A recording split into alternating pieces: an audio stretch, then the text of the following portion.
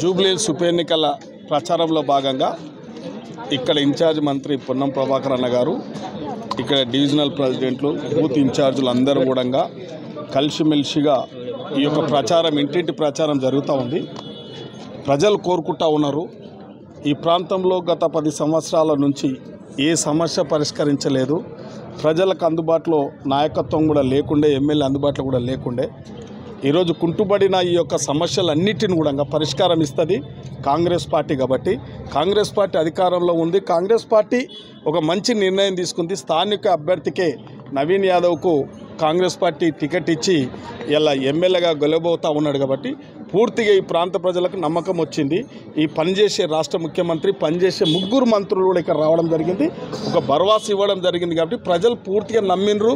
ఇంటింటి ప్రచారంలో చెప్తా ఉన్నారు, మేము గతంలో ఎన్నికల్లో ఓట్లేసి మోసపోయినాం, ఇక ఇప్పుడు మేము మోసపోయాము. మా స్థానిక సమస్యలు నాలానైతేమి, డ్రైనేజ్ అయితేనేమి, వాటర్ అయితేనేమి, ఇవన్నిటిని మేము పరిష్కారం చేసుకోవడానికి ఒకే ఒక మార్గం కాంగ్రెస్ పార్టీకి ఓటేయాలి, నవీన్ యాదవ్కి ఓటేయాలి. రాష్ట్ర ముఖ్యమంత్రి మంచి పరిపాలన ఈ రాష్ట్రంలో కొనసాగుతూ ఉంది. గత ప్రభుత్వం ఈ రాష్ట్రాన్ని లూటు చేసింది, ఇలా లూటు చేసి మోసం చేసింది. కాబట్టి మరొకసారి మేము మోసపోవడానికి సిద్ధంగా లేం.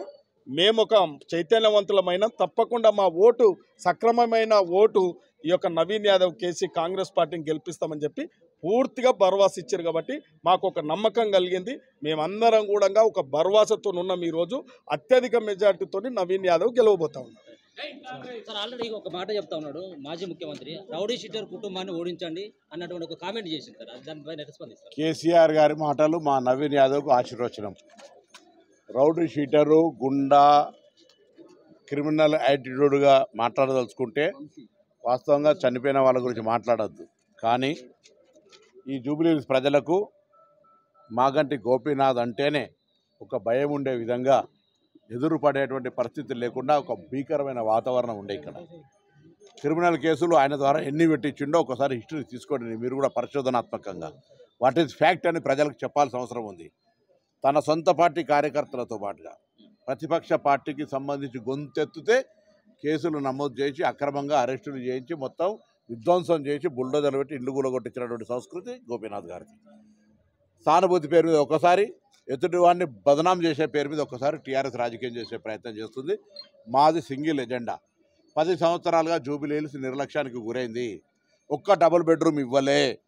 డ్రైన్ల పరిస్థితి, త్రాగునీటి పరిస్థితి అధ్వానంగా ఉంది. 2 సంవత్సరాల ప్రజాపాలన ప్రభుత్వంలో ఇక్కడ సమస్యలు, నేను హైదరాబాద్ ఇన్ఛార్జ్ మంత్రిగా హైదరాబాద్లో ఉన్న 14 నియోజకవర్గాల్లో అనేక సంబంధించినటువంటి అర్బన్ ఇన్ఫ్రాస్ట్రక్చర్ ఇచ్చినాము. దాంతో పాటుగా ప్రజలకు సంక్షేమ పథకాలైనటువంటి రేషన్ కార్డులు 10 సంవత్సరాలు ఎందుకు ఇవ్వలేదో జవాబు చెప్పినాకనే ఓటు అడగాల వాళ్ళు. 10 సంవత్సరాలుగా రేషన్ కార్డులు ఇవ్వని మేము ఇచ్చినాము. ఇవాళ సన్న బియ్యం ఇస్తా ఉన్నాం, ఈ దేశంలో మొదటి రాష్ట్రంగా. 200 యూనిట్ల ఉచిత విద్యుత్ పేదలకు ఇస్తున్నాము. ఇది మీకు ఈర్ష్య కలుగుతుందా? మీరు ఇయ్యద్దని అంటా ఉన్నారా?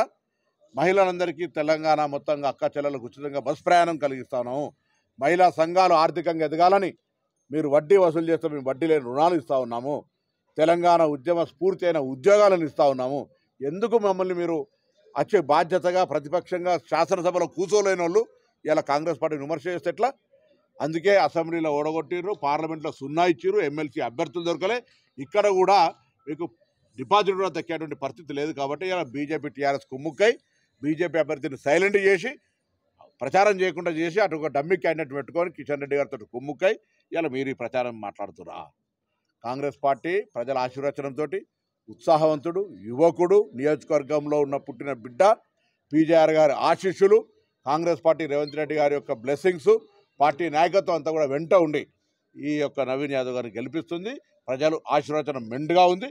మేము ఎక్కడ తిరిగినా కూడా ప్రజల యొక్క ఆశీర్వచనం చూసిన తర్వాత మాకు పూర్తి విశ్వాసం ఉంది, నవీన్ యాదవ్ గారు గెలుస్తారు.